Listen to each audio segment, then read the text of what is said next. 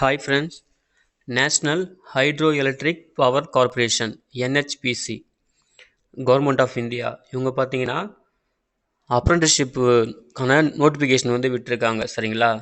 Apprenticeship என்னென்ன posting அப்படின்னு பார்த்தீங்கன்னா, அதாவது ட்ரேடு ஃபஸ்ட்டு வந்து பாருங்கள், இங்கே பாருங்கள், எலக்ட்ரிஷியன் 25 வேக்கன்சி இருக்குது, ஸ்லாட் இருக்குது. ஃபிட்டருக்கு 6 ஸ்லாட் 6 ஸ்லாட் இருக்குது. Mechanic motor vehicle 2. டர்னருக்கு வந்து பார்த்தீங்கன்னா ஒரு வேக்கன்சி. மெஷினிஸ்ட்டுக்கு வந்து பார்த்தீங்கன்னா ஒரு slot. Welder 2 slot. COPA 13 slot சரிங்களா. மொத்தம் 50 ஸ்லாட் சொல்லியிருக்காங்க, 50 வேக்கன்சி சொல்லியிருக்காங்க சரிங்களா, இந்த டிசிப்ளின் வைஸு. அதே போல் பார்த்தீங்கன்னா அப்ரெண்டிஸ்ஷிப் ட்ரைனிங் டூரேஷன் வந்து 1 இயர் அப்படின்னு சொல்லியிருக்காங்க. என்ன எஜுகேஷன் குவாலிஃபிகேஷன் அப்படின்னு பார்த்தீங்கன்னா ஐடிஐ பாஸ் பண்ணியிருக்கணும். இந்த ஃபீல்டு அவங்க என்னென்ன ஃபீல்டு சொல்லியிருக்காங்களோ அந்த ட்ரேடு வைஸு அந்த ஃபீல்டு சம்மந்தமாக ஐடிஐ முடிச்சிருக்கணும். ஸ்டேட் லெவலோ இல்லை நேஷ்னல் லெவல் போர்டில் வந்து ஐடிஐ முடிச்சிருக்கணும் அப்படின்னு சொல்லியிருக்காங்க சரிங்களா. அதுக்கப்புறம் ஏஜ் லிமிட் வந்து பார்த்தீங்கன்னா 18லேருந்து 30 வயசுக்குள்ள வரைக்கும் சரிங்களா. 18லேருந்து 30 வயசு வரைக்கும் இருக்கணும்னு சொல்லியிருக்காங்க. அதில் வந்து எஸ்சி எஸ்டி ஓபிசி அவங்களுக்கு அந்த கேட்டகரி பார்த்தீங்கன்னா ஏஜ் ரிலாக்ஸேஷன்ஸ் வந்து இருக்குது அந்த ஏஜ் லிமிட்குள்ளே அப்படின்னு சொல்லிட்டு சொல்லியிருக்காங்க ஓகேங்களா. அப்புறம் வேறு என்னென்னா, அப்புறம் ஸ்டைஃபண்ட் வந்து இதுதான் சொல்லிட்டு கிளியராக சொல்லலை. ஒன்ஸு செலக்ட் ஆனால் தான் சொல்லுவாங்கன்னு சொல்லியிருக்காங்க ஓகேங்களா, as per the government norms சரிங்களா.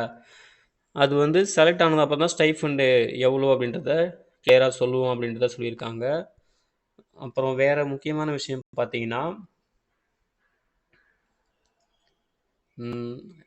எப்படி அப்ளை பண்ணுறது அப்படின்றத சொல்லியிருக்காங்க. எப்படி அப்ளை பண்ணணுன்னா இந்த நோட்டிஃபிகேஷன் பாட்டம் அதுலேயே பார்த்தீங்கன்னா இதுக்கான அப்ளிகேஷன்ஸ் இருக்குது சரிங்களா. அதை வந்து பிரிண்ட் அவுட் எடுத்து இங்கே பாருங்கள், பிரிண்ட் அவுட் எடுத்து அப்புறம் உங்கள் எஜுகேஷன் குவாலிஃபிகேஷனுக்கு ஏற்ற மாதிரி என்னென்ன சர்டிஃபிகேட்ஸ் உங்களுக்கு எக்ஸ்பீரியன்ஸ் சர்டிஃபிகேட்டு, அப்புறம் education qualification certificate, caste certificate, நீங்கள் ஃபிசிக்கலி சேலஞ்சு பர்சனாக இருந்தால் அந்த சர்டிஃபிகேட்னு சொல்லிட்டு எல்லா சர்டிஃபிகேட் என்ன பண்ணணும், ஜெராக்ஸ் போட்டுட்டு செல்ஃப் அட்டஸ்டடோட சர்டிஃபிகேட் வந்து இங்கே அப்ளிகேஷன் கொடுத்துருப்பாங்களா, அந்த அப்ளிகேஷன் ஃபார்ம் ஃபில் பண்ணி செல்ஃப் அட்டஸ்டட் எல்லா சர்டிஃபிகேட்லையும் வாங்கிட்டு என்க்ளோஸ் பண்ணிட்டு தான் என்ன பண்ணணும், நீங்கள் அப்ளை பண்ணணும் சரிங்களா. ஸ்பீட் போஸ்ட்டு இல்லைனா ரிஜிஸ்டர் போஸ்ட்டு அது மூலயமா 15 நாளுக்குள்ளே இந்த நோட்டிஃபிகேஷன் அறிவித்து 15 நாளுக்குள்ளே அனுப்பணும். ஸ்பீட் போஸ்ட்டு இல்லை ரிஜிஸ்டர் போஸ்ட் மூலயமா.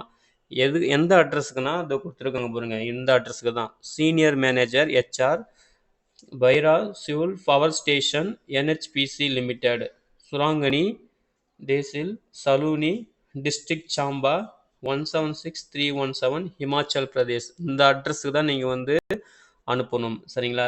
செலெக்ஷன் ப்ரொசீஜர் எப்படி செலக்ட் பண்ணுவாங்க அப்படின்னு பார்த்தீங்கன்னா இது பியூராக வந்து மெரிட் பேசிஸ் தான் சொல்லியிருக்காங்க. அதாவது எப்படின்னா அங்கே பாருங்கள், எஜுகேஷ்னல் குவாலிஃபிகேஷனு, டெக்னிக்கல் குவாலிஃபிகேஷனு சரிங்களா. உங்களுடைய எஜுகேஷன் குவாலிஃபிகேஷனில் நீங்கள் என்ன பர்சன்டேஜ் எடுத்துருக்கீங்க, அப்புறம் டெக்னிக்கலாக உங்களுக்கு டெஸ்ட் பண்ணுவாங்க அதில் எடுக்கிற பர்சன்டேஜ், அப்புறம் பர்சனல் இன்டர்வியூ அப்படின்னு சொல்லிட்டு இந்த 3 கேட்டகரியாக வந்து செக் பண்ணுவாங்க. அதில் நீங்கள் 20%, 40%, 40% சொல்லிட்டு நீங்கள் மினிமம் பர்சன்டேஜ் வந்து மார்க் வாங்கணும்.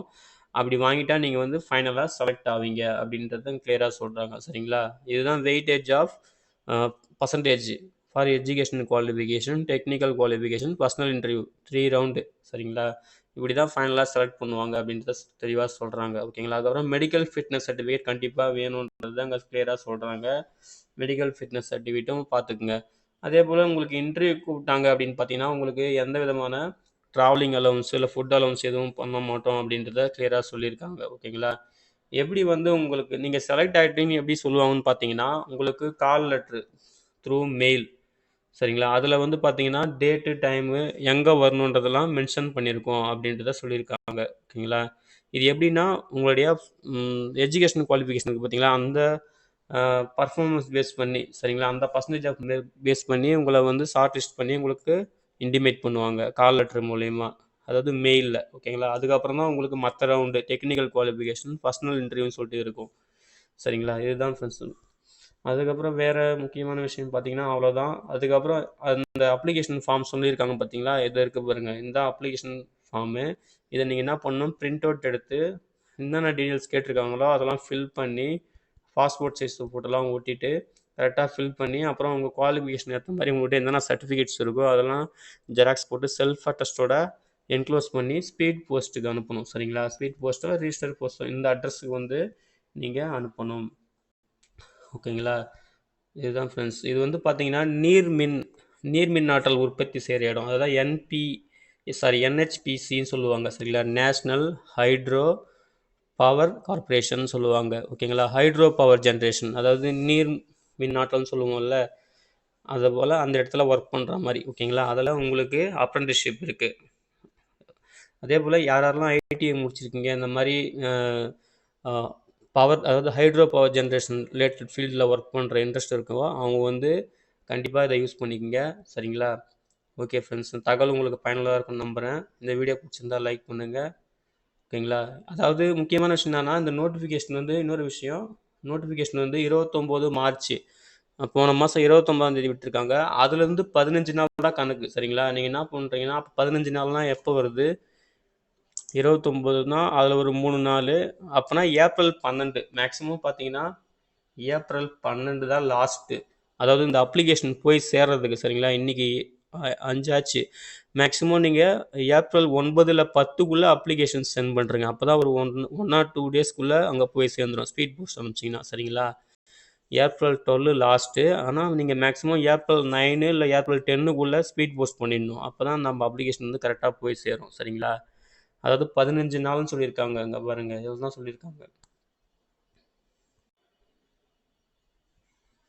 இதோ பாருங்க, 15 டேஸ். அதாவது இந்த நோட்டிஃபிகேஷன் வந்ததுலேருந்து 15 டேஸ் தான் டைமு. நீங்கள் அப்ளிகேஷன் அதுக்குள்ளே சென்ட் பண்ணிடணும் அப்படின்றத கிளியராக சொல்கிறாங்க. முடிஞ்ச அளவுக்கு ஏப்ரல் 10க்குள்ளே ஸ்பீட் போஸ்ட் பண்ண ஆரம்பிச்சிருங்க. சரிங்களா? ஓகே ஃப்ரெண்ட்ஸ், இந்த தகவல் உங்களுக்கு பயனுள்ளதாக இருக்கும் நம்புகிறேன் ஃப்ரெண்ட்ஸ். இந்த வீடியோ பிடிச்சிருந்தா லைக் பண்ணுங்கள், உங்கள் ஃப்ரெண்ட்ஸுக்கும் ஷேர் பண்ணுங்கள். தேங்க்யூ.